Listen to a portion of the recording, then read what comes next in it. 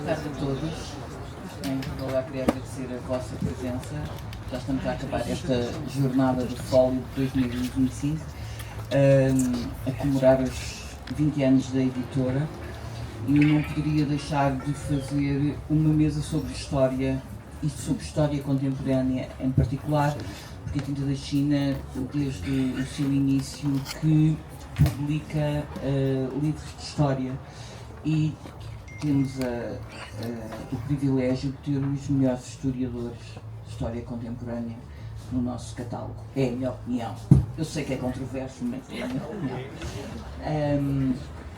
Hoje, sendo que os historiadores de história contemporânea são tratados pelos medievalistas e pelos especialistas em história moderna como jornalistas. Não são bem historiadores, são jornalistas. Eu ouvi isso muito na faculdade. Por isso mesmo temos aqui hoje nesta mesa, para além temos o professor Fernando Rosas, que foi meu professor na licenciatura, hoje um grande amigo e com quem trabalhamos desde o início da Tinta da China. Já temos uma dezena de livros publicados pelo Fernando, e que, para além desse papel, sendo que o Fernando já tinha publicado noutras editoras, obviamente, o Fernando Rosas fundou o Instituto de História Contemporânea da Universidade da Faculdade de Ciências Sociais e Humanas da Nova. Foi de facto fundamental para dar espaço a novos historiadores, e há muitos historiadores que seguiram história por causa dessa relevância. Sempre foi muito generoso, é um daqueles professores que sempre foi muito generoso com os novos alunos e alunas. Tenho que dizer isto porque é absolutamente verdade. Está aqui hoje connosco o Fernando Rosas, está o José Neves, que também é um historiador de história contemporânea, que quase não produz, quer dizer, eu tenho para aí 2 livros publicados com ele, já o comunismo e nacionalismo em Portugal, e depois está sempre a inventar umas coisas, e eu organizo, mas ele já me prometeu um livro para aí há 15 anos, que diz sempre que é agora, estou mesmo a acabar, tirei agora um mês, vou acabar o livro, mas, enfim, não se pode ter todas as qualidades, não é? É claro. E tenho aqui também 2 novas autoras da Tinta da China, e que também se estão a estrear na história relativamente. A Maria José Oliveira fez uma tese de doutoramento sobre a Guerra Civil de Espanha, sobre portugueses na Guerra Civil de Espanha, que nós vamos publicar para o ano, nos 90 anos do fim da guerra, do fim do início, era o que eu estava a pensar, do início da Guerra Civil. E recentemente fez uma pesquisa nos arquivos da Torre do Tombo, em que descobriu uma série de caixas sobre a PIDE em Moçambique, e publicou essa série no Jornal Público. Nós vamos também publicar esse livro, e portanto é jornalista, não sei como é que tu agora te denomina, sim, ainda se considera jornalista, mas está a fazer um trabalho extraordinário na história contemporânea, e portanto acho muito importante, porque os jornalistas também têm esta vantagem, é que escrevem muito bem e não são muito maçudos, que é uma característica que os historiadores têm. Não, tu és uma exceção, tu és uma exceção, atenção. E tenho a Kathleen Gomes, que também foi jornalista do Público, que hoje tu já não és jornalista. Eu já não sei, sou ex-jornalista, se é que isso existe, mas sim, eu acho que sou a única ex-jornalista. Exato, portanto a Kathleen já não é jornalista, e fez uma tese de mestrado orientada pelo Zé Neves sobre o cerco a São Bento em 1975, em novembro de 1975, que nós vamos publicar agora no 25 de novembro, um bocadinho como reação ao que está a acontecer, às comemorações que se estão a fazer do 25 de novembro. Portanto, nós, para além de publicarmos muitos livros de história, temos um posicionamento político claro em relação à liberdade, em relação ao Estado Social, em relação portanto, a Tinta da China assume sem qualquer problema que há um posicionamento. E eu agora, já vos apresentei todos, não já? Então agora vou passar a palavra ao Fernando, que tem uma comunicação, quer-nos falar um bocadinho sobre isto da história contemporânea, sobre os riscos, ou o que é que está a passar com a história contemporânea. É isso, não é? É isso. Aliás, é o tema que... Sim, é o tema. Sim, claro, eu estava só poderias não ter cumprido, sabes que nem toda a gente é disciplinada como tu. Eu não sei se me faço ouvir sem o microfone. Talvez não.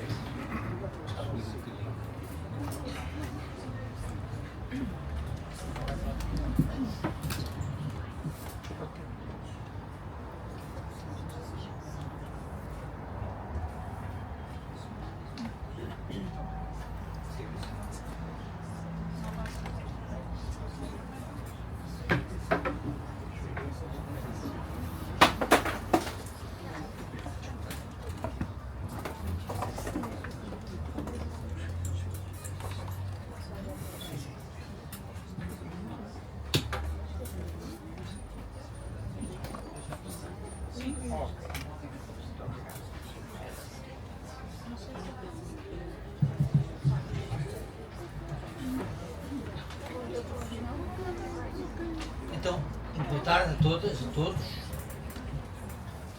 Obrigado por estarem presentes e nos virem aturar num domingo à tarde com tantas atrações aqui em Óbidos. Obrigado pelo convite. Vou falar sobre aquilo que eu considero serem alguns problemas atuais da história contemporânea. Vou ler um texto que preparei para o efeito, para que as minhas ideias fiquem mais entendíveis.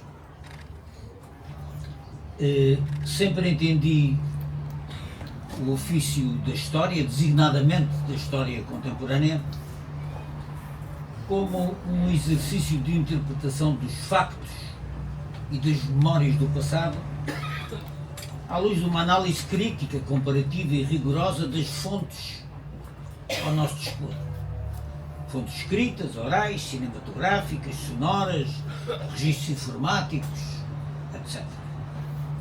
Nesse sentido, a produção historiográfica é sempre uma projeção interpretativa das fontes que trabalha, ou seja, reflete necessariamente o ser cultural e pensante do historiador e o espírito da época em que vive e em que escreve. Cidadão ou cidadão do seu tempo, ele necessariamente reflete no seu objeto de estudo não só o ambiente geral em que se situa, como a forma como se situa perante ele. Nesse sentido, continuo a considerar que a história neutra, objetiva, pairando como ente incólume e metafísico sobre as contradições do mundo, essa história não existe. Existe sim a história rigorosa, feita de acordo com a metodologia específica do ofício, mas sempre refletindo não só a ambiência sociocultural da época ou da conjuntura em que foi escrita, como a opinião e a formação que nesse contexto assume o seu autor ao debruçar-se sobre o seu objeto de estudo. Por consequência, numa sociedade democrática e plural, não há lugar para histórias oficiais ou oficiosas, impostas por qualquer tipo de poder dominante ou de ortodoxia ideológica dogmatizante. As propostas historiográficas hão de livremente concorrer entre si nas leituras que propõem do passado. Os cidadãos adotarão como suas aquelas que entenderem melhor se adaptarem à sua maneira de viver o presente e encarar o futuro. Como dizia um antigo filósofo chinês que eu muito aprecio, que 1000 flores floresçam, que 100 escolas rivalizem. Precisamente neste obscuro final do primeiro quartel do século XXI, é essa concepção de história, como abordagem interpretativa do passado, à luz da crítica das fontes, independentemente das diferentes escolhas que adopta, está sob aberta ameaça de cancelamento censório e administrativo. A emergência nos Estados Unidos, na América Latina e em vários países europeus de uma nova extrema-direita fascisante, impulsionada pelo trumpismo, transporta uma contra-revolução cultural e ideológica visando o duplo objetivo de legitimar as novas formas de ditadura e de eliminar rapidamente, silenciando-as ou criminalizando-as, todas as expressões de resistência social, política e cultural ao novo regime autoritário em perspectiva ou, noutros casos, já instalado. Como nos Estados Unidos, na Argentina, na Itália, na Hungria, na Eslováquia, na Rússia putinista e noutros. Há uma espécie de contra-iluminismo que, no tocante ao uso público da memória, significa a tentativa de aniquilação de todo o tipo de história crítica e a sua substituição por um discurso ideológico progressivamente impositivo e totalizante, de índole retaliatória e censória, visando reescrever o passado para legitimar a nova ordem fascisante a nível nacional e internacional.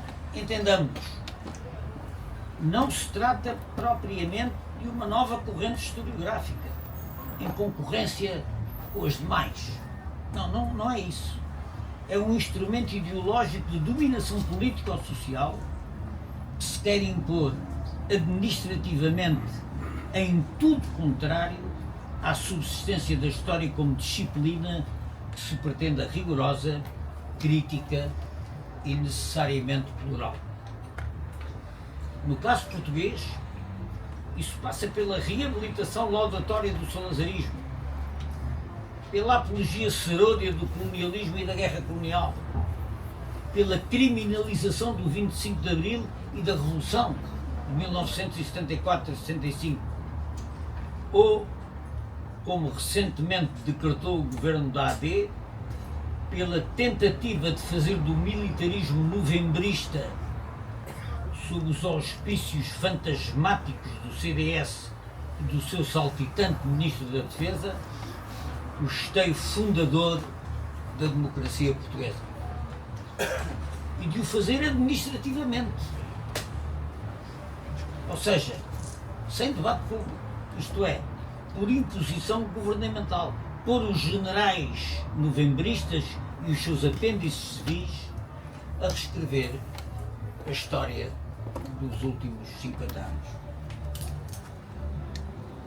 É bem certo que este tipo de desenlace a nível historiográfico, tanto nacional como internacionalmente, conheceu uma longa incubação, iniciada, digo eu, a partir dos anos 80 do século passado, pela Historikerstreit, a polémica histórica desencadeada pela sucessão de tentativas de vários e prestigiados autores europeus operarem uma revisão decisiva no tocante à natureza do fascismo, do nazismo e ao papel do antifascismo na Segunda Guerra Mundial.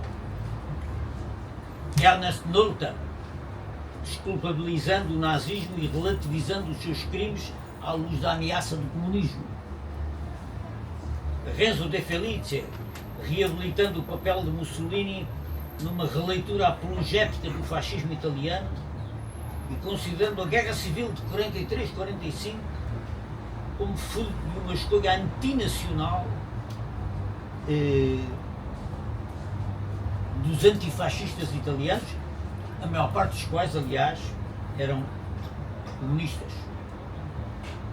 Como bem salientou Enzo Traverso, esta releitura do passado, estou a citar, tem sobretudo a ver, muito para lá da interpretação de uma determinada época, com a nossa forma de ver o mundo em que vivemos e a nossa identidade no presente. Constituíram essas aproximações, na realidade, uma viragem ético-política na nossa forma de olhar o passado e preparavam, na realidade, podemos ver hoje, preparavam o terreno para a viragem profunda operada pelo colapso do socialismo real, pela crise das concepções emancipatórias e pelo triunfo global e simultâneo do capitalismo neoliberal. E isso fazia com que o descontentamento, a frustração e a raiva de largos setores das sociedades ocidentais, em parte fruto daquilo que eu considero ser a segunda crise histórica dos sistemas liberais do Ocidente, uma crise em curso, fossem progressivamente capitalizados por uma nova extrema-direita fascisante, emergente e crescentemente apta para tomar o poder ao longo do primeiro quartel do século XX.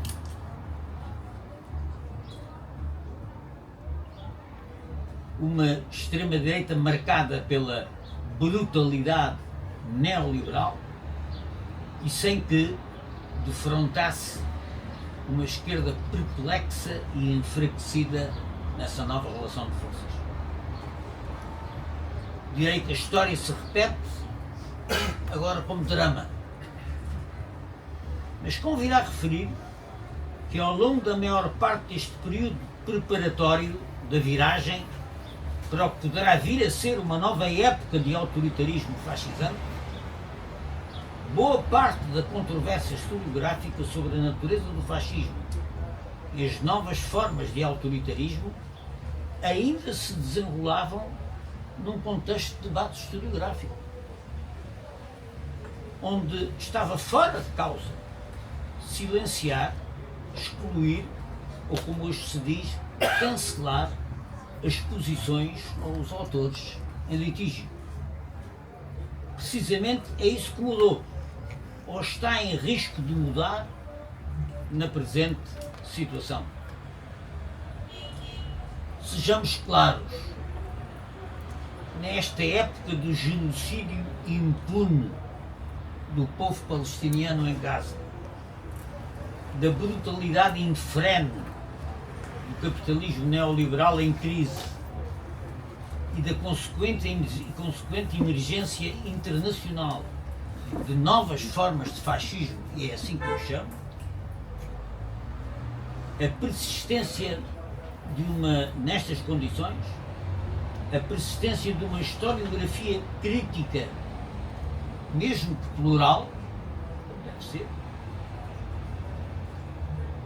passou a ser considerada como expressão de uma subversão marxista, a silenciar administrativamente. Já não se trata só de controvérsia, de debate historiográfico.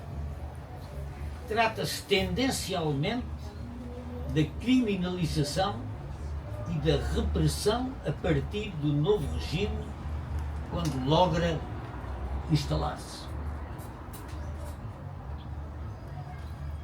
É um processo que reveste diferentes ritmos nacionais de acordo com a relação de forças e o estado da opinião pública em cada país. Pela exibição da força bruta, como se passa no desvario trumpista dos Estados Unidos, pela monopolização tendencial dos órgãos de informação e das redes informáticas, por chusmas de comentadores cúmplices e vigilantes da manipulação organizada, como ocorre no panorama informativo em Portugal neste momento, ou, mais discreta e silenciosamente também entre nós, pelo estrangulamento financeiro da investigação no campo das ciências sociais e da ciência pura em geral, a favor da ciência aplicada à maximização da produção e do lucro empresarial. Na realidade, a especulação financeira infrene, a sobreexploração do trabalho, a privatização dos setores estratégicos da economia, o novo unilateralismo imperial pautado pela lei da força, todo esse mundo cão pressupõe uma nova dogmática imposta univocamente como ideologia oficial e oficiosa. Às elites do novo tipo de autoritarismo interessa sim impor um novo discurso ideológico de fabricação laudatória e reabilitadora do passado da regressão civilizacional. No caso português, do passado fascista, colonialista e de guerra colonial, agora glorificado e arvorado em precedente legitimador da ordem nova dele herdeira e continuadora. Esse é o desafio e o perigo do tempo presente. No tocante ao campo específico da história contemporânea, só vejo uma forma de resistir e responder. É não se deixar intimidar. Não ter receio de remar contra a corrente. Não capitular. Dito de outra forma, é prosseguir o nosso trabalho de estudo, debate e produção de uma historiografia crítica que, na sua pluralidade, se mantenha fiel à decência e ao rigor que caracterizam cientificamente o ofício de fazer história. Uma historiografia crítica que não desista de aprofundar os temas que a nova ortodoxia censória quer tornar tabus ou interditos. Concretamente, aprofundar a história estrutural das realidades económico-sociais na esteira dos trabalhos recentes da Ana Drago, da Mariana Mortágua ou do João Rodrigues. Retomar a história das ideias e da cultura, como têm feito o Luís Trindade, Francisco Louçã. Persistir no estudo inovador da história crítica das ideias internacionais, no trigo dos estudos do José Manuel Pureza, do Pedro Oliveira, da Sofia Santos. Continuar o labor inovador dos estudos históricos sobre o colonialismo, o anticolonialismo e o pós-colonialismo, como têm feito as investigações do Miguel Bandeira Jerónimo, ou do Miguel Cardina, ou da Aurora Santos.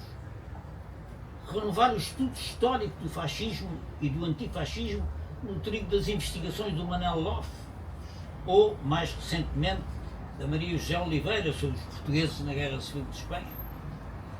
Prosseguir na renovação e aprofundamento da história do movimento operário e da história da Revolução Portuguesa de 74 e 75, de que são persistente exemplo os trabalhos de João Madeira ou da Maria Inácia Gasol. continuar a investigar a história das realidades da agricultura portuguesa contemporânea, o seguimento da obra inovadora do Fernando Oliveira Batista e da recente investigação da Elisa Lopes da Silva. E mais, muito mais exemplos se poderiam juntar, como os do labor incessante de historiadores prestigiados como Luís Farinha, Irene Pimentel, Álvaro Herreiro e tantos outros, que eu aqui, por economia de espaço, faço a injustiça de omitir, mas cuja contribuição para a renovação da história contemporânea é absolutamente fundamental. Persisti também no recente esforço de construir a história da luta emancipatória das mulheres, ilustrada pelos trabalhos recentes da Cecília Honório, depois dos estudos precursores da Helena Neves, da Wanda Gurjão, da Manela Tavares e outras pessoas. Esse trabalho deve ser o cimento da continuidade do papel que a nossa nova história contemporânea desempenha na democracia portuguesa. Fazer história contemporânea não é só preparar os alunos para o mestrado e para o doutoramento, é fazer deles cidadãos, cidadãos críticos, cidadãos atentos. E não se trata só de fazer esse trabalho, mesmo com as dificuldades que vão surgir, não tenham dúvidas, vão surgir dificuldades maiores em todos os níveis, do financiamento, do ambiente cultural, etc. Os tempos que aí vêm não são para sorrir, são tempos difíceis. E, portanto, a divulgação deste trabalho é muito importante ser feita. Defendê-lo e divulgá-lo, esses trabalhos é o que está em causa. Felizmente temos contado para esse trabalho essencial de divulgação com o labor competente e esforçado da Tinta da China, que faz hoje 20 anos.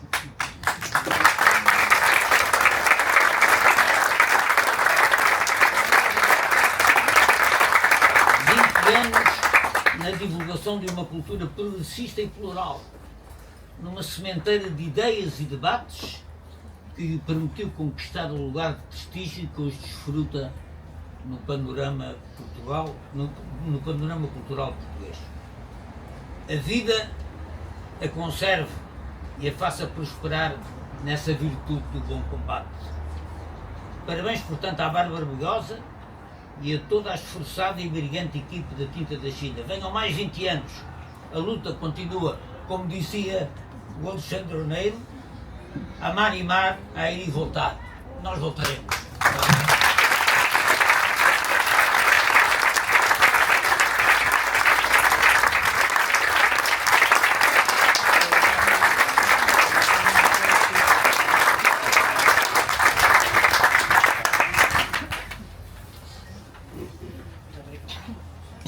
Muito obrigado, Fernando, por tudo, pela lição, mais uma vez, e pelas tuas palavras.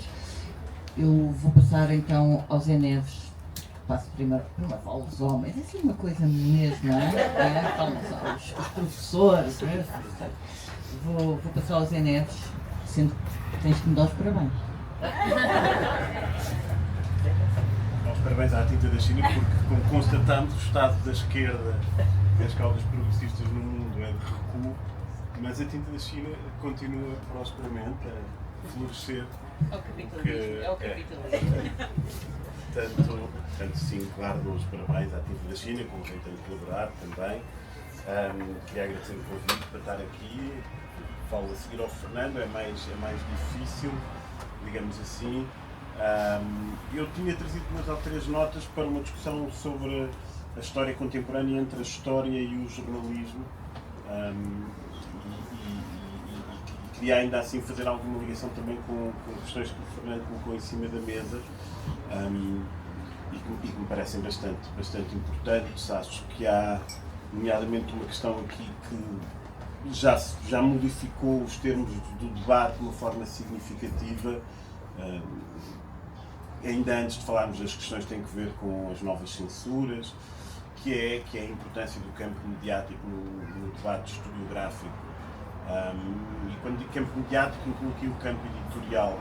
Portanto, o papel destes intermediários novos, que não são absolutamente novos, mas o papel crescente que têm tido, e que é um papel determinante também para percebermos o impacto das diferentes escolas historiográficas no debate publicado. Ou seja, para simplificar talvez, se calhar há 20 anos a existência de diferentes escolas historiográficas tinha uma projeção no debate público sobre a história diferente do que tem hoje, porque hoje o papel de intermediação do campo mediático, incluindo aqui as dinâmicas editoriais, é mais decisivo. Podem existir escolas historiográficas que, digamos assim, na vida interna da academia fazem o seu caminho com maior ou menor capacidade de atrair novos investigadores, mas que depois não têm repercussão a nível mediático.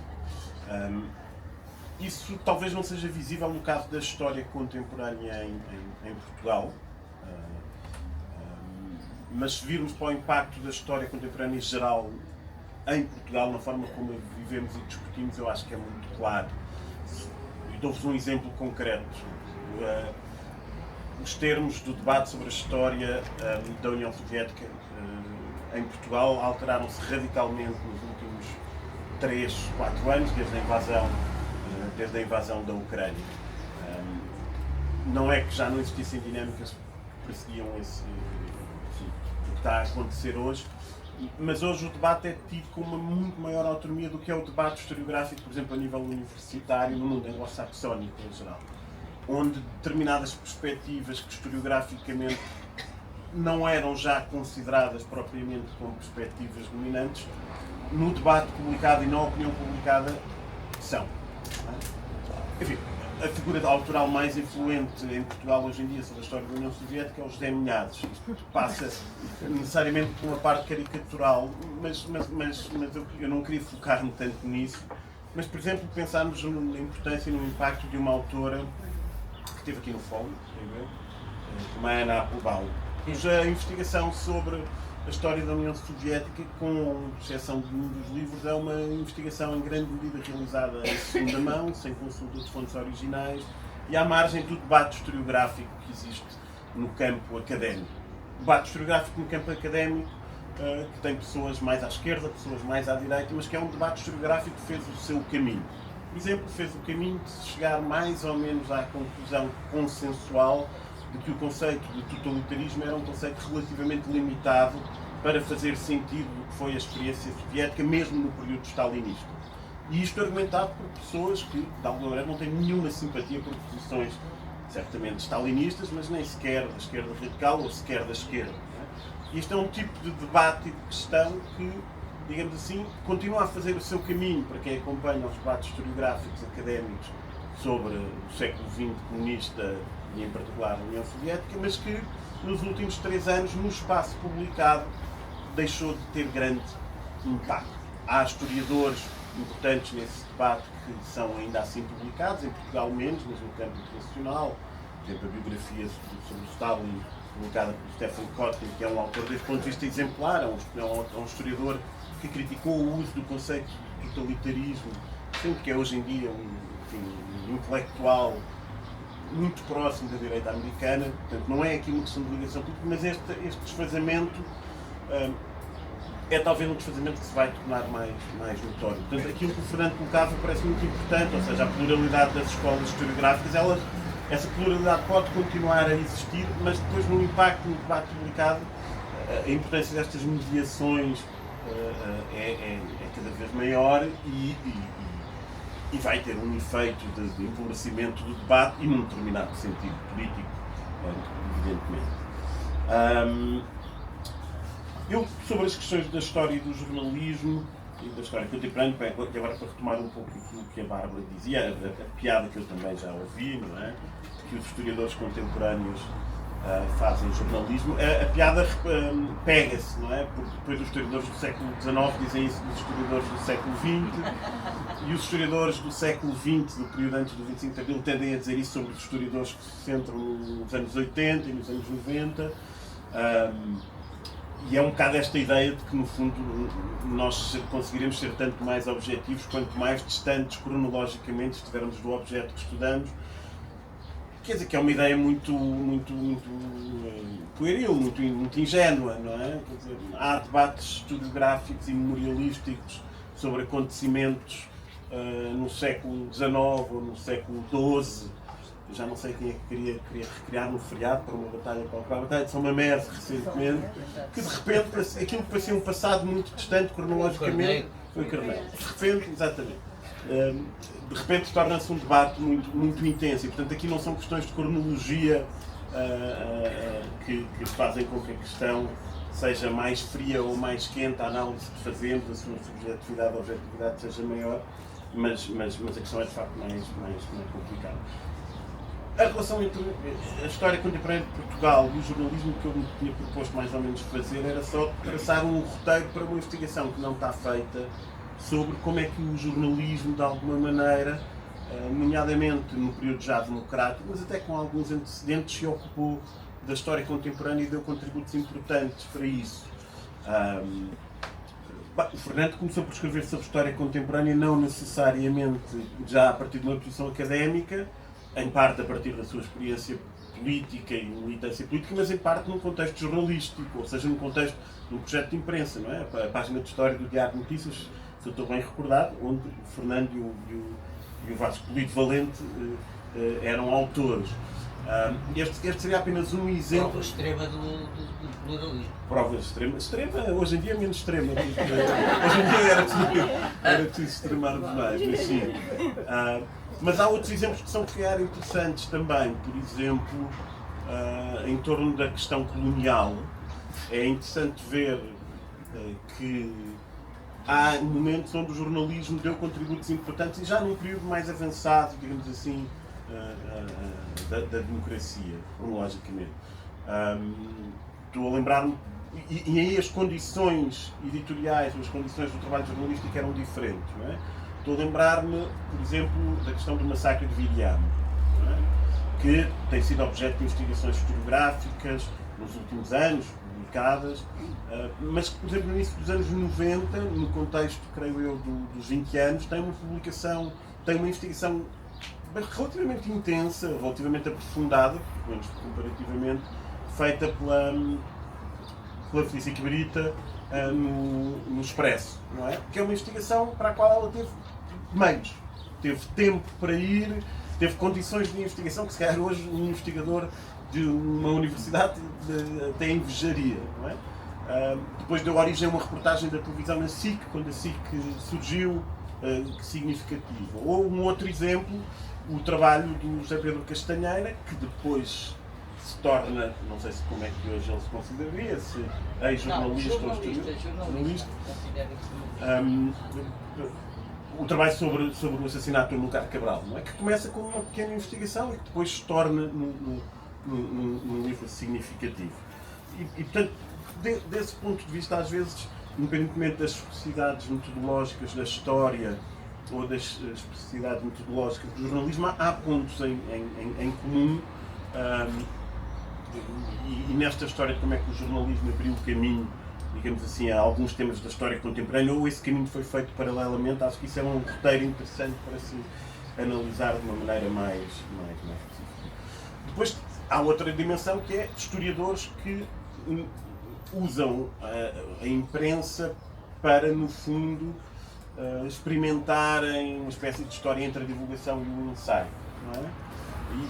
E há momentos importantes no nosso debate historiográfico a esse respeito, quer dizer,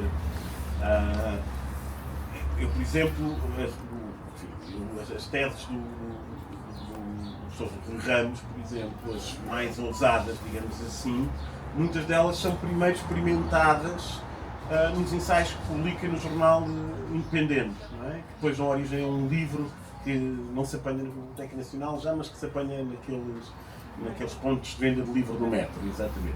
Portugal, a outra opinião, não é? A segunda opinião. Não? São um conjunto de ensaios sobre figuras históricas ou sobre momentos históricos da história de Portugal. Mas há aqui relações que eu acho que seria interessante convencermos alguém um dia a fazer uma tese de mestrado ou doutoramento mais apurada para perceber o impacto destes debates. há uma coisa que fica aqui de fora que eu acho que se calhar vai sendo superada, e nos exemplos que o Fernando deu de investigações que valeria a pena seguir nos próximos tempos, acho que já há também um bocado essa ideia, que é, havia aqui uma espécie de tratado de Tordesilhas a determinada altura entre a história e a sociologia, em que a história se ocuparia mais ou menos do período que iria até o 25 de Abril, e a sociologia ou as ciências sociais, num sentido mais amplo, se ocupariam do período posterior. E se calhar esta separação vai se tornar cada vez mais difícil e ainda bem de estabelecer. E portanto, eu sem prejuízo da agenda de investigação que o Fernando mapeou, acho que há um conjunto de contributos entre a antropologia social e a história para os anos 80, 90, por exemplo, transformações das nossas cidades, transformações no mundo do trabalho, transformações em aspectos que têm a ver com a história do consumo, que será interessante nos próximos tempos ver como é que se desenvolvem.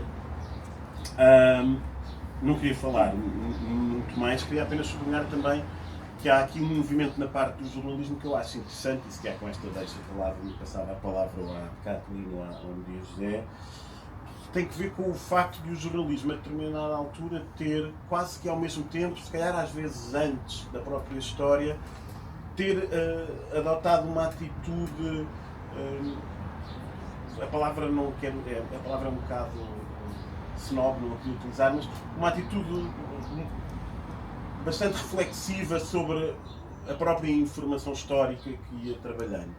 E isso vê-se, por exemplo, na forma como o jornalismo, quando às vezes faz algumas reportagens de memória, foi capaz de imediatamente trabalhar sobre essas reportagens de memória, alguns entre a entrevista e a história oral, pensando que informações é que isso trazia, mas pensando também o que é que essas informações diziam do presente em que a pessoa se encontrava e falava. Isso acontece menos nos casos, há uma série televisiva extraordinariamente relevante, digamos assim, do ponto de vista da contribuição da investigação em história contemporânea, nomeadamente a questão colonial, que é a série A Guerra, do Joaquim Furtado, mas, por exemplo, em algumas outras pequenas reportagens sobre uma determinada povoação, sobre uma determinada localidade, do Carlos Salvo, do público, que tem trabalhado muito sobre o Alentejo, Carlos Cipriano, por exemplo. É muito interessante ver, por exemplo, as reportagens que publicou há uns anos sobre a Aljustrel.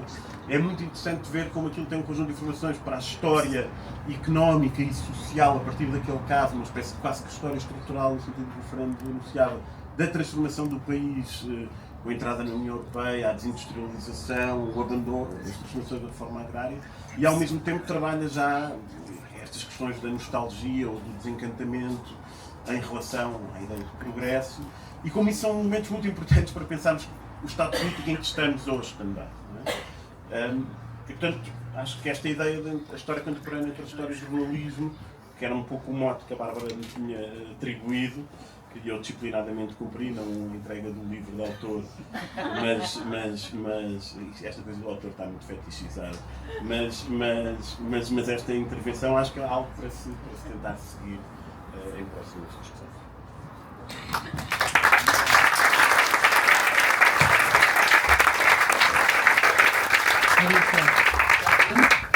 Kathleen, Maria José disse que eras tu. Eu vou ser breve. Boa tarde a todos, obrigada por estarem aqui e obrigada à Tinta da China e à Bárbara pelo convite para estar aqui.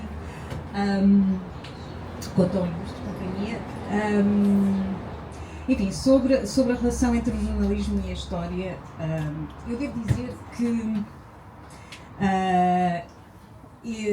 antes deste painel falei com a Bárbara há dias e estávamos a falar um bocadinho sobre o que é que podia ser este painel e qual o tema. E a Bárbara notou uma coisa que eu não tinha percebido, mas que achei muito interessante, que, por exemplo, comparando com o José Pedro Castanheira, que já foi falado aqui, que é alguém que se vê como repórter, alguém que se vê como jornalista, embora faça livros sobre história contemporânea, e que se define como jornalista. A Maria José Oliveira também já disse que se vê como jornalista.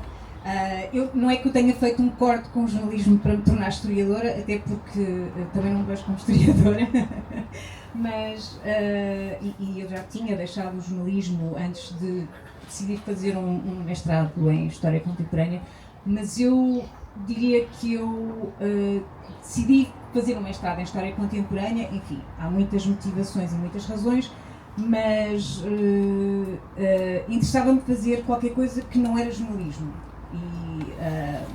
E o que é esse qualquer coisa? É um investimento diferente, são metodologias diferentes, é uma multiplicidade de fontes que não é só a entrevista, é um rigor que eu acho que o jornalismo hoje em dia já não tem, porque vive muito do imediato e é cada vez mais rápido, muito mais rápido. Quer dizer, eu deixei o jornalismo há 8 anos e hoje, quer dizer, para mim é quase irreconhecível o jornalismo que se faz. E estamos a falar de 8 anos. E portanto eu precisava de um tempo e de um rigor que o jornalismo já não dá. E acho que, quer dizer, interessava-me muito, foi um pretexto para estudar um período da nossa história que eu não conhecia, porque não a vivi e também não me foi transmitida, porque os meus pais não viveram a Revolução, não estavam em Portugal, e era um período que me fascinava. Acho que fascina muita gente da minha geração, mas ao contrário de muitas pessoas da minha geração, lá está, eu não tinha essa ligação mais ou menos direta ou indireta a este período, e portanto foi um pretexto para, também porque a forma como nós sempre ouvimos falar do 25 de Abril é um bocadinho redutora, porque é sempre o 25 de Abril, parece que foi um dia, não é? E portanto, para quem não viveu e para quem não recebeu isso, não recebeu a transmissão disso, é muito difícil perceber que na verdade são 19 meses, que é um processo de uma grande complexidade. E como eu ouvi alguém dizer, que o 25 de Abril é a árvore que esconde a floresta, e eu fui foi um pretexto para me aventurar nessa floresta, ir ler com método, com intenção, e pronto, e decidi fazer a minha tese sobre o cerco à Constituinte, o chamado cerco à Constituinte, em novembro de 65, vai fazer 50 anos, porque me interessava muito perceber o que é que foram as mobilizações populares nesse período, que também me parece que é uma componente que ainda não foi a prioridade no estudo historiográfico, não tem sido, e isso não é específico da historiografia portuguesa. Em muitos casos de revoluções ou de transições democráticas, o estudo historiográfico centrou-se muito sobre as elites políticas, os protagonistas principais, neste caso em Portugal os militares, e portanto, onde é que estava o povo? Não é? Claro que já há estudos sobre isso, felizmente, e acho que há uma nova geração que precisamente se está a interessar por esse tema, mas para mim, eu acho que a pergunta era um pouco, quer dizer, quando eu vejo imagens ou quando eu leio sobre esse período, fico sempre espantada com a mobilização das pessoas. Eu pergunto-me mesmo que país era este que foi para as ruas, que tinha múltiplas formas de participação política que não apenas o voto, e que hoje é um dos países menos mobilizados politicamente da OCDE. O que é que aconteceu, não é? O que é que aconteceu para haver o abstencionismo, os níveis de abstencionismo gigantescos que nós temos? O que é que aconteceu para nós acharmos que a participação política se reduza ao voto? Que povo era este que desafiou as ordens, a autoridade, as leis, e foi para as ruas e fez todo o tipo, quer dizer, ocupações de casas, ocupações de fábricas, sequestros de patrões. Interessa muito perceber isso, e foi a grande motivação para o cerco. Pronto, depois, uma coisa é o ponto de partida, outra coisa é o ponto de chegada. Felizmente, no processo, foi um processo muito de avanços e de recuso e de muitas interrogações e dúvidas, mas pronto. Em relação ao jornalismo e à história, eu acho que a minha experiência de 19 anos como jornalista trouxe vantagens para o meu trabalho mais historiográfico. Acho que me protegeu, enfim, de uma certa linguagem académica, aquilo que tu falaste no início, uma certa densidade às vezes. Quer dizer, eu tenho a preocupação de comunicar e de ser entendida, e E penso sempre que há alguém que vai ler isto e quero que essa pessoa entenda, tenha prazer na leitura, enfim, tenho uma preocupação com a escrita,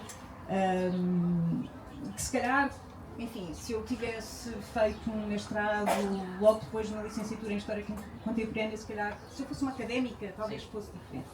Isso por um lado. Por outro lado, não foi imediato, mas eu fui entrevistar pessoas também, alguns já no fim da pesquisa, e acho que essa, não quero dizer desembaraço, mas acho que essa falta de, acho que às vezes se calhar os historiadores têm um bocadinho de preconceito em relação às fontes, não todos obviamente, mas acho que para mim não havia uma contradição entre ir para os arquivos, que eu também fui, ir ler os jornais, que eu também fui, e depois ir entrevistar as pessoas que participaram, que viveram, que testemunharam. E na verdade, eu acho que essa multiplicidade de fontes e essa multiplicidade de metodologias foi muito boa para o resultado final.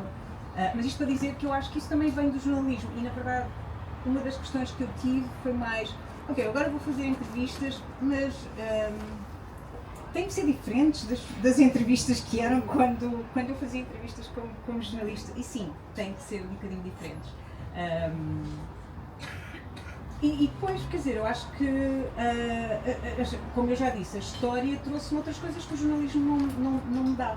Não me dá hoje em dia, acho eu, que é o tempo que é preciso, um tempo de maturação. Esta tese começou, quer dizer, durou 4 anos e eu acho que esse foi um tempo necessário. Quer dizer, eu tive obviamente outras obrigações profissionais e é por isso que durou tanto tempo, mas foi bom ter durado esse tempo. Eu não podia fazer isso como jornalista. Além de que, como jornalista, quer dizer, não poderia publicar, quer dizer, talvez em série, como a Maria José Oliveira, em série, acho que talvez, mas pronto.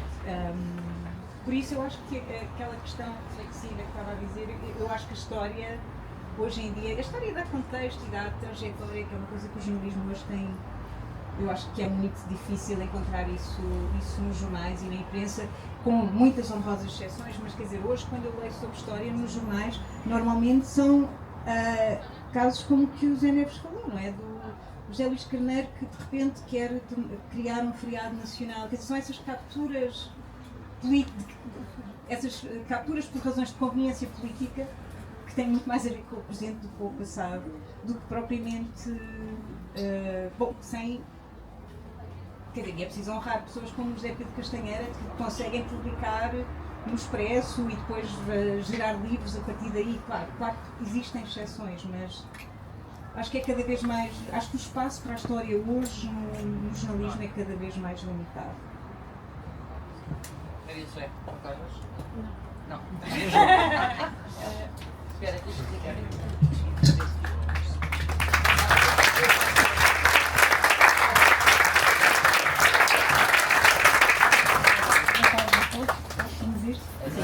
Boa tarde a todos, parabéns à Tinta da China, obrigada pelo convite, muito gosto em estar aqui, sobretudo com o meu querido professor e orientador de tese, com quem aprendi e aprendo ainda muito. Relativamente só, eu não tenho muitas coisas, sou muito caótica a falar, uma ou outra chega relativamente ao que foi dito. O professor falou na questão de criar uma das obrigações hoje em dia nas faculdades é muito importante, e não só nas faculdades, na secundária, criar cidadãos críticos e, acrescento eu, curiosos. Eu acho que a curiosidade é uma coisa cada vez mais rara e ela também é rara na historiografia, é o que eu acho. Só para terem mais ou menos uma ideia, eu não sou tão pessimista relativamente à questão do jornalismo. Eu acho que o jornalismo, mesmo seja de história ou não, eu acho que tem vindo nos últimos tempos, tenho lido nas redes sociais, mas também, eu não vejo televisão, mas noutros órgãos de comunicação, a ser uma espécie de ódio de estimação e quase os jornalistas são uma espécie de bode expiatório para tudo e um par de botas, e isso aí atinge todo o espectro político-partidário. Portanto, eu vejo isso da esquerda à direita, falarem em jornalismo, etc., que é uma espécie de hashtag nas redes sociais. E eu acho que é injusto, não só para aquilo que eu conheço ainda das redações, mas também para os próprios, no caso dos jornais, é aquele que eu conheço melhor, mas mesmo das rádios também, das televisões conheço menos. Só para terem uma ideia, quando eu apresentei o trabalho sobre a PIDE em Moçambique à direção do público, nomeadamente ao David Pontes, ainda sem saber quantos artigos eu faria, qual o espaço que iria ocupar, etc., eles disseram imediatamente que sim. Portanto, existe abertura. Eu tive uma saída muito atribulada do público, não vale a pena falar sobre isso, mas de qualquer forma eu julguei que eventualmente nunca voltaria a publicar em público, voltei a publicar no público e publico também no Expresso, e tanto de um como de outros eu sinto uma abertura grande, sobretudo para a parte da história contemporânea, passado recente. São muito abertos e têm inclusivamente até deram imenso espaço, e no caso da investigação sobre a PIDE em Moçambique, eu propus inicialmente 5 artigos, depois passei para 7, e se eu tivesse proposto 10, eles tinham aceito 10 e tínhamos entrado por agosto. Portanto, eu publiquei todos os domingos, 22 de junho, peço desculpa, até 3 de agosto. Foi capa várias vezes do próprio jornal, foi quase sempre capa do P2 e muitas vezes ocupou 6 a 8 páginas. Portanto, não estou só a falar apenas no meu texto e nas minhas investigações, mas há também investigações de outras pessoas que são sempre bem-vindas, e isso tem-se visto. Eu acho que há muitos jornalistas a fazer investigação histórica muito bem feita, com rigor. Joana Pereira Bastos no Expresso, José Pedro Castanheira, algumas mais, estou a falar de uma geração mais recente, a Catarina Gomes, o mesmo Miguel Carvalho. E o que eu tenho visto é sempre uma abertura muito grande por parte dos jornais. Não sei como é nas rádios, mas sei, por exemplo, que há pouco tempo a Cristina Laiman fez uma série muito boa também sobre a Segunda Guerra Mundial em Lisboa, na TSF. Portanto, eu não acho que o panorama seja, nem é um deserto, nem é uma questão de falta de vontade, muitas vezes é de falta de propostas. Claro que estes trabalhos que eu faço, por exemplo, falando do meu caso, eu sei que Catarina Gomes, por exemplo, é a mesma coisa, nós só podemos fazer como freelancers, ou seja, isto é preciso tempo. Para esta investigação da PIDE em Moçambique eu comecei em dezembro, terminei em junho, portanto foram mais de 6 meses, praticamente todos os dias na Torre do Tombo, depois ia a outros arquivos fazer verificação, para cruzar fontes. Portanto, isto é preciso tempo, não dá para fazer uma coisa destas enquanto se trabalha no jornal. Mas o trabalho do jornal também é muito exigente, sobretudo o diário, e é muito cansativo. Estou aqui a chamar a atenção para terem um bocadinho de solidariedade com os colegas, mas é verdade, é verdade. Portanto, eu acho que sempre se considera, aliás, muito injusto quando há críticas, acho eu muitas vezes fáceis, digamos assim, ao trabalho dos jornalistas, que aliás é um trabalho público e por isso é tão escrutinado, não é? Não estamos aqui todos os dias a criticar o escriturário ou o amanuense de um escritório qualquer, não é? Mas os jornalistas vão ter um trabalho público muito bem e acho que deve ser escrutinado. Relativamente à questão do rigor, estava-me a lembrar de uma coisa quando a Catarina falou. Eu tenho, curiosamente, ao longo destes anos tenho feito investigação, tanto para a tese, doutoramento, como para o mestrado, etc. Deparei-me com uma coisa que eu julguei que só existia no jornalismo, mas também existe muito na história portuguesa, que é a falta de rigor por parte dos historiadores. Ou seja, a questão do rigor, que é tão falada ao jornalista, nem acontece com muita frequência na historiografia publicada. Estou a falar na historiografia publicada. Portanto, há muitos livros que têm muitos erros, há muitos livros que têm omissões, há muitos livros em que essas omissões são propositadas. São propositadas para validar uma determinada tese. Portanto, por isso é que eu muitas vezes, quando às vezes me perguntam sobre a questão da investigação arquivística, eu digo sempre que sempre que possível, seja um jornalista, seja um historiador, sempre que possível verificar as fontes primárias. Porque uma cabeça é completamente diferente da outra cabeça, portanto, e sempre que possível verificar, e hoje em dia, felizmente, nós já nos deparamos com, não necessariamente em Portugal, infelizmente, mas já existe muita digitalização, muito trabalho de digitalização dos arquivos e já há muita coisa acessível. Por exemplo, na questão mesmo os arquivos militares, que são mais difíceis de entrar, digamos assim, porque classificam muitas matérias, tudo é segredo militar e é mais complicado, mesmo esses já estão a fazer um trabalho de digitalização e está muita coisa online que qualquer cidadão pode ler e verificar. Só mais uma chega muito rápida, não quero amassar-vos, é a questão da divulgação. Para mim foi extremamente importante publicar esta série no público, no Jornal Nacional de Distribuição Nacional. Mais do que, se eu tivesse a proposta de publicar isto em livro, e até podia ter falado eventualmente para publicá-lo em livro, não me interessaria tanto, porque eu queria, e isso é uma coisa que eu tenho na minha cabeça há muitos anos, e se calhar é uma espécie de defeito do jornalismo, interessa-me o máximo de divulgação pública.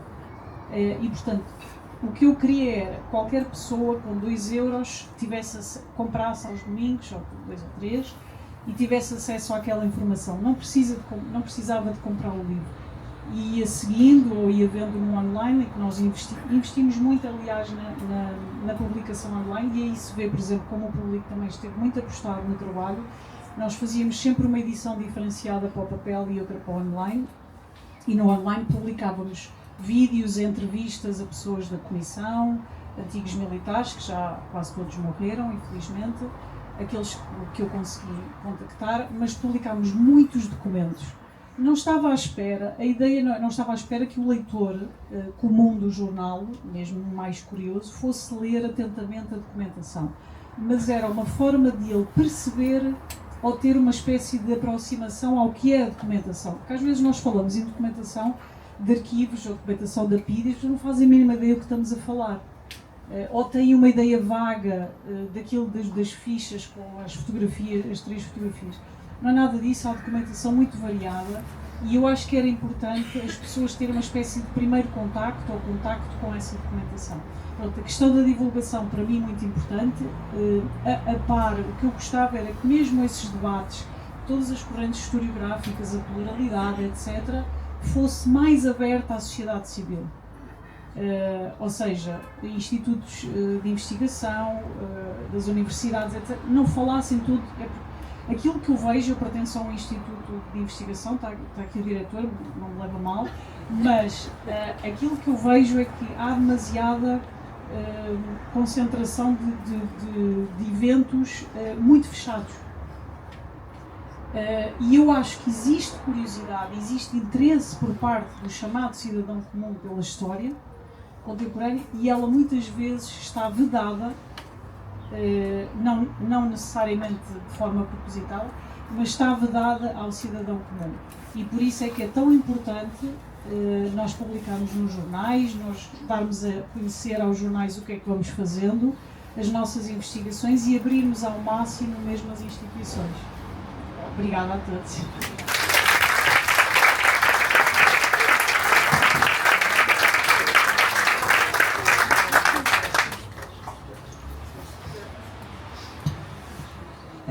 Muito obrigada. Obrigada, meninas. Eu vou abrir a perguntas do público. Se alguém quiser questionar algum destes historiadores, jornalistas, sei lá, autores, eles estão aqui à disposição. Portanto, Maria José, fartaste de fazer elogios ao público e tens aqui a administradora a assistir, portanto está. Portanto, olha, foi não estava não combinado. Foi à administração, foi à direção. Não sei se há alguma questão. Ai, estás aí, desculpa. Não. Pedro, estás muito desculpa. Consegue ver.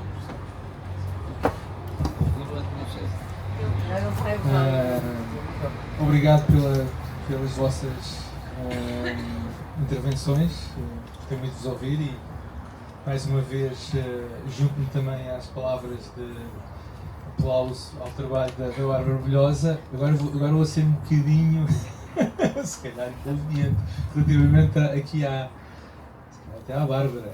E é uma coisa, vou só reagir um pouco a uma coisa que a Maria José disse agora, se calhar estou a fazer a defesa da dama, está ali também o Luís, mas queria só recordar à Maria José, não leves a mal, tu és membro também do Instituto de História Contemporânea.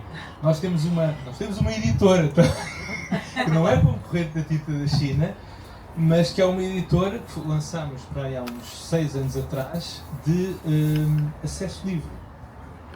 Nós publicamos trabalho de investigadores não só do IHC, mas de outras unidades de investigação, de outras universidades. Os livros estão disponíveis em todos os formatos, podem ser descarregados. Nós temos essa preocupação de difundir ao máximo o nosso trabalho. Relativamente, eu concordo contigo, nós temos, se calhar há iniciativas que levamos por diante e que têm esse aspecto um bocadinho fechado, mas nós não, ao contrário de outras áreas científicas, nós não cobramos entradas nos nossos eventos, nunca o fizemos. Todos os nossos eventos têm porta aberta, são divulgados nas nossas redes sociais. Ok, pode haver uma proliferação, às vezes, de tal ordem de eventos que as pessoas ficam confundidas. Não sei como é que superamos isto, às vezes ficamos aborrecidos por termos menos gente do que gostaríamos em muitas das nossas iniciativas, mas acho que apesar de tudo, na esteira do nosso fundador, Fernando Rosas, sempre tivemos a preocupação de difundir de maneira mais eficiente possível o nosso trabalho. Eu queria só fazer aqui um bocado de defesa da dama. Obrigado. Obrigada. Parabéns à Tinta da China. Eu penso que a Maria José quis dar aqui uma nota não relativamente à vossa iniciativas dentro do vosso âmbito, mas de facto o jornal e na componente digital acaba por alcançar pessoas que não estão à procura desses temas e que são impactadas e que acabam por conseguir ler, interessar-se e envolver-se. O jornal tem só esta acaba por ter uma abrangência e as pessoas terem contacto, até porque as redes sociais sabemos que cada vez mais o algoritmo é que manda e portanto as pessoas acabam por não ter acesso a um conjunto generalizado de diferentes conteúdos, diferentes abordagens. Os algoritmos, cada vez mais as pessoas não saem das suas esferas de interesses.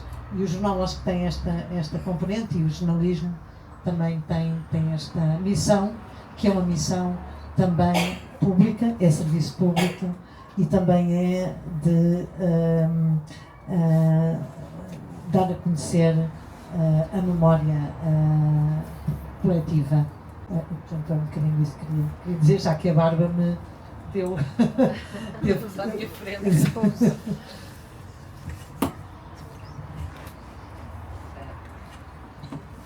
Não sei se há mais alguma questão. Queres tu?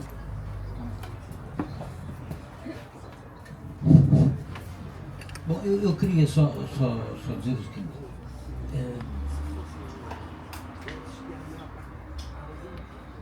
Do ponto de vista das ciências sociais, a situação das ciências sociais e da opinião política em geral, da opinião, a situação é de perigo. Não é uma situação. Imaginem que em Espanha, nas próximas eleições que são para o ano, ganha, como tudo indica nas sondagens, ganha o PP e, portanto, o Vox, de alguma maneira. Vocês já perceberam o que significa um governo de direita, da direita tradicional com a direita fascista em Espanha, que não é a mesma coisa que em Portugal, são os herdeiros da Guerra Civil? O que é que isso vai ser do ponto de vista da pressão política e cultural sobre o nosso país? É porque são coisas invisíveis. É que de repente vocês começam a não ser convidados para os colóquios, o financiamento para aquela iniciativa não é aprovado, o projeto fica na gaveta. Portanto, o silenciamento, que agora se chama o cancelamento, é uma coisa invisível, começa a aparecer.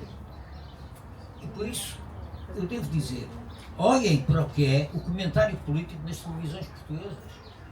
Por amor de Deus, desapareceu completamente qualquer perspectiva de esquerda, tirando, sei lá, a exceção da RTP2. Na imprensa escrita, sim senhor, o público, a exceção. São exceções. Não estou a dizer mal dos jornalistas, nem do jornalismo. Estou a dizer, quer dizer, há um ambiente que cerca, um ambiente que intimida, um ambiente que faz as pessoas não dizer o que pensam, porque o melhor é, porque senão ainda perco o lugar, ainda me silenciam, ainda acaba. E eu que queria chamar a atenção é que os centros de investigação, os institutos, os centros de investigação, no que toca em particular à história contemporânea, não devem poder continuar a trabalhar fingindo que nada disto se passa. Passa-se e vai bater-lhes à porta.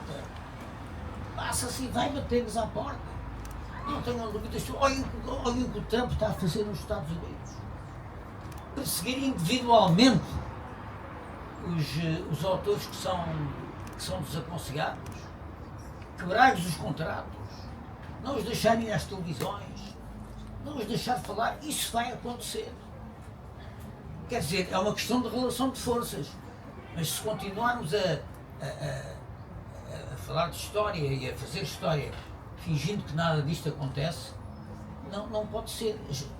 Fazer história neste momento é uma forma, fazer história contemporânea em particular, é uma forma de resistência, sim, tem que ser uma forma de resistência. Porque estamos numa situação perigosa. E, portanto, ainda por cima, com um governo de direita crescentemente aliado à extrema-direita, e isso vai ter reflexos culturais inevitáveis. Eles vão começar a agir, porque não se trata de repente os Luís Ramos desta vida terem mais espaço opinativo. Vejam o exemplo do 25 de novembro, isso é importante. De repente o governo decreta que o Ministro da Defesa, que é um imbecil, não é? Estive com ele no Parlamento, conheço bem, que o Ministro da Defesa é o tutor da história do 25 de novembro e que o 25 de novembro é a fundação da democracia em Portugal. Por decreto. Ninguém discutiu isto. Ninguém debateu coisa nenhuma. De repente, este tipo de coisas acontecem. São coisas que as pessoas tendem a não ligar muita importância. A sociedade portuguesa está um bocado adormecida nesta embalagem, mas a situação não é uma situação. Eu não quero ser alarmista, como é evidente, porque isto depende da relação de forças, depende de nós também, depende de fazermos o que devemos fazer, do ponto de vista da história, da produção historiográfica, da divulgação, etc. Nesse aspecto eu respeito muito o trabalho que a Tinta da China tem feito, porque a Tinta da China, de alguma maneira, com pluralidade de opiniões. As edições da Tinta da China são muito variadas, do ponto de vista das opiniões, mas é uma cultura de resistência, é uma cultura contra a corrente. É preciso não ter medo de estar contra a corrente. É preciso não nos deixar intimidar, porque quando vier o medo, as pessoas calam-se. Quando vier o medo, as pessoas pensam no emprego, na família, não sei o quê, e calam-se. E isso abre o caminho às novas censuras. A história contemporânea tem algum papel a desempenhar nisto? Tem sim, sem dúvida nenhuma que tem. Pelos debates que propõe, pelos trabalhos que faz, pelas posições que toma. Tem um papel que eu acho que é muito importante fazer. Eu para o ano faço 80 anos. Gostava de ter menos 20 para me meter a sério nisto outra vez.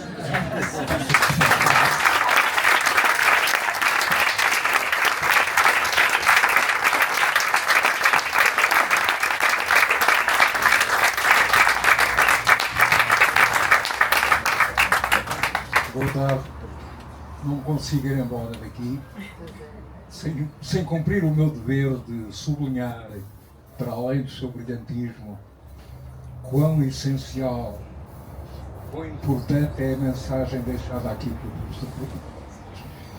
e que nós sejamos portadores de uma mensagem do mesmo tipo para alargar realmente a consciencialização que nesta altura tão necessária se torna, cada vez mais necessária, básica, essencial, pois esse papel cabe-nos a nós, enfim, não querendo estabelecer comparações porventura ainda não justificáveis, mas lembro as palavras naquele poema do Bertolt Brecht, em que, enfim, alguém dizia, pois o sistema persegue os comunistas, mas eu até nem sou comunista.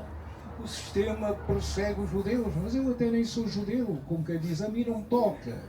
E chega a uma altura em que pode tocar a quem julga que não tocará. Esta é a primeira mensagem que aqui, enfim, sinto o dever de deixar. Cabe-me agradecer as intervenções de todos os participantes do painel, das quais gostei muito. E felicitar e agradecer à editora Tinta da China também pelo papel muito, muito, muito importante, nunca é do mais cerebral, que está a ter realmente, cumprindo aquilo que deve ser o papel de uma editora a sério, que tem consciência social, consciência do país em que vive e das necessidades desse mesmo país. Para além do aspecto gráfico, sou mais um a referi-lo, que é magnífico, das vossas edições, apreciar e realmente louvar como merece o conteúdo das mesmas. Muito e muito obrigado a todos.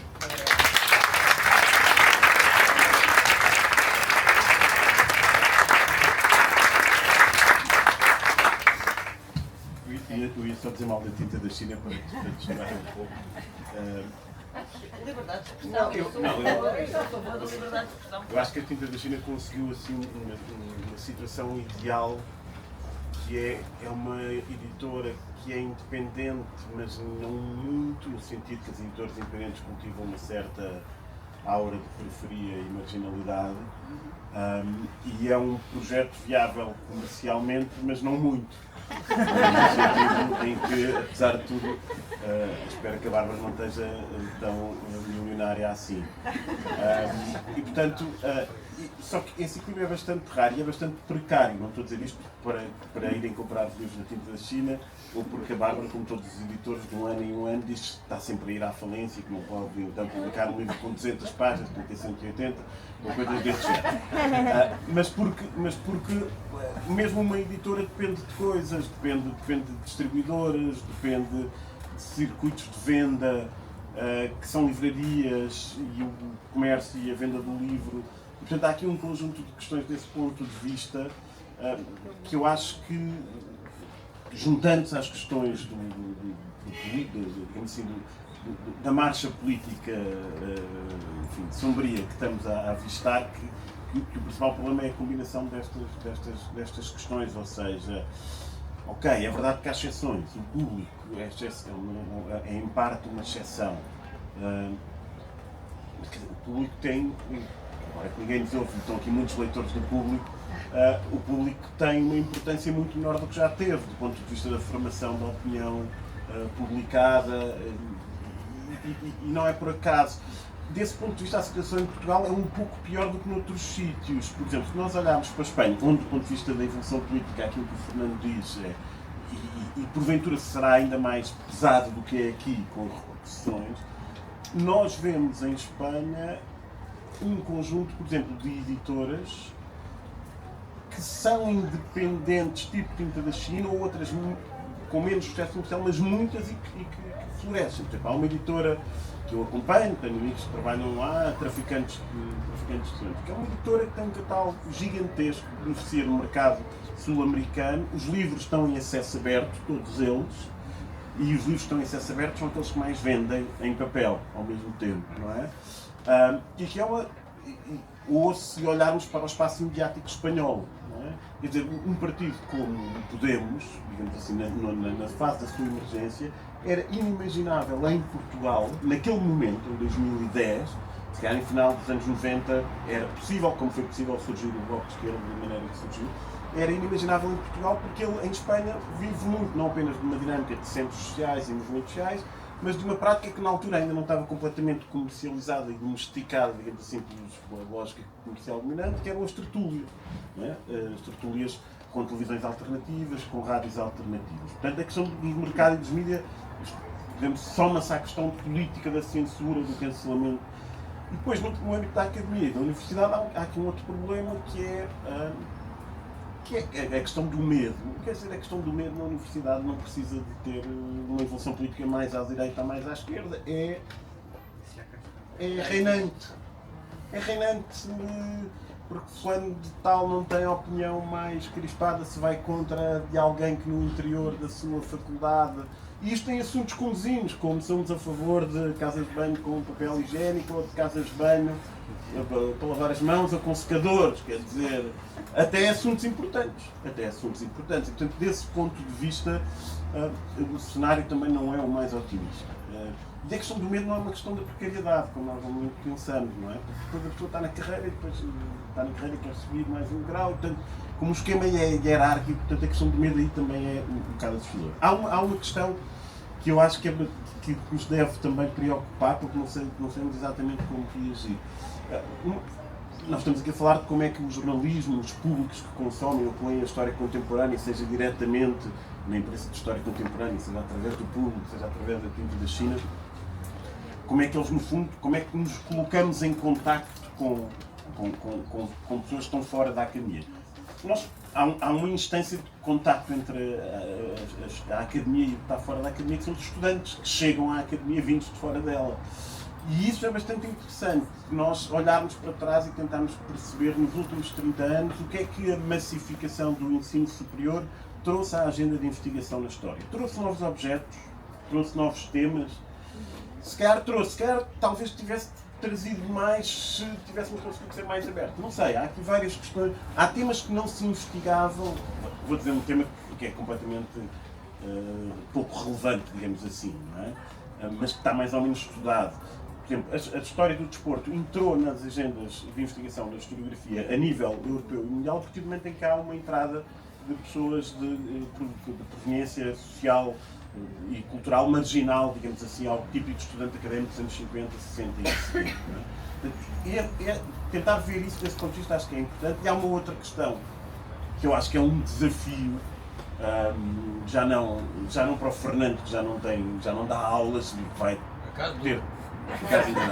Mas vai ter tempo para continuar a escrever livros, etc. Mas para quem dá aulas, e nomeadamente para quem dá aulas e é, digamos assim, num posicionamento progressista ou de esquerda, que é confrontar-se com alunos que têm opiniões fortes e firmes muito à direita, ou muito politicamente incorretas, para utilizar. E isso é um desafio. Quando eu digo que é um desafio, não estou a dizer. É um desafio porque confronta-nos também com o lugar da autoridade de onde às vezes falamos e temos que saber aqui resistir, completamente de acordo, mas ao mesmo tempo não é óbvio o que fazer, sempre. Não é? E desse ponto de vista, essa ideia de cultivar o espaço académico como um espaço de confrontação de opinião, que a determinada altura deve deixar de ser de opinião e ser de estudo, que o Fernando sublinhava, é algo que nós temos que perceber como é que fazemos com os estudantes que nos chegam. E isso nem sempre... Chundam-se.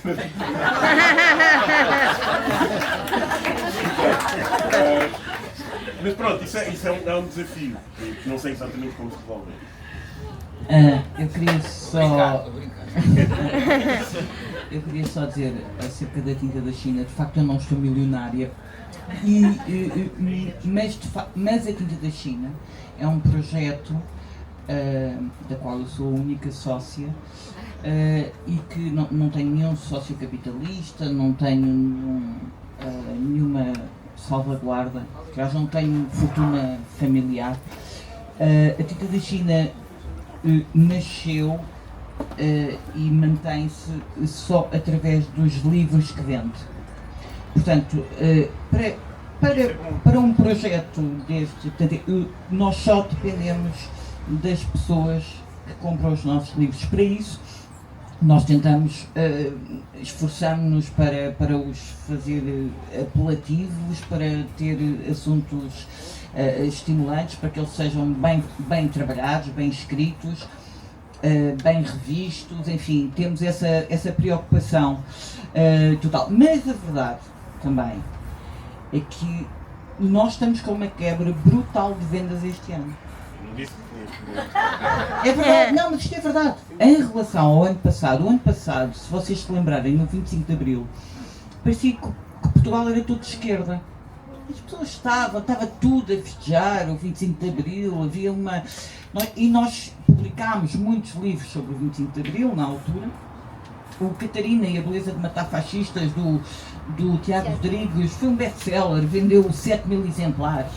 Está bem que tivemos a sorte de o termos publicado na semana em que o Chega elegeu 50 deputados e, portanto, e também fizemos uma operação de marketing. Divulgámos o livro da seguinte forma: somos todos Catarina, e depois era Catarina e a Beleza de Matar Fascistas, e as pessoas foram muito comprar o livro muito por resistência, não, quer dizer, nem sabendo muitas vezes que era uma peça de teatro e que mais do que isso, que não é um livro que defenda estar a matar fascistas, não. Portanto, não, mas de facto o ano passado foi um ano incrível para a editora. Nós vendemos muito o ano passado e este ano estamos com uma quebra de 40%. Isto é verdade. Eu não sei, nós não mudámos a linha, nós não, mas acho que há de facto um ambiente. Há um ambiente que, se calhar as pessoas já estão um bocado fartas disto, do 25 de Abril e da liberdade. Não sei, eu não sei, mas há um ambiente. Quer dizer, eu sinto que há um ambiente, quer dizer, não estou aqui, a tinta da China está boa e recomenda-se, não é isso, mas eu sinto isso e, portanto, isso também me causa algum... tenho uma grande responsabilidade, todas as pessoas que trabalham na editora, de uma forma ou de outra, dependem do nosso trabalho, dependem portanto, e eu como responsável única tenho essa responsabilidade, mas estou aqui mesmo, quer dizer, vou continuar a fazer livros cada vez mais provocatórios e mais, quer dizer, não vou minimamente ceder, porque se nós tivermos que fechar, fechamos. Mas nunca seremos vendidos, porque felizmente não depende da opinião de mais ninguém acerca desse assunto, e vamos continuar a fazer aquilo que acreditamos. Enquanto houver gente, cá estaremos. Muito obrigada.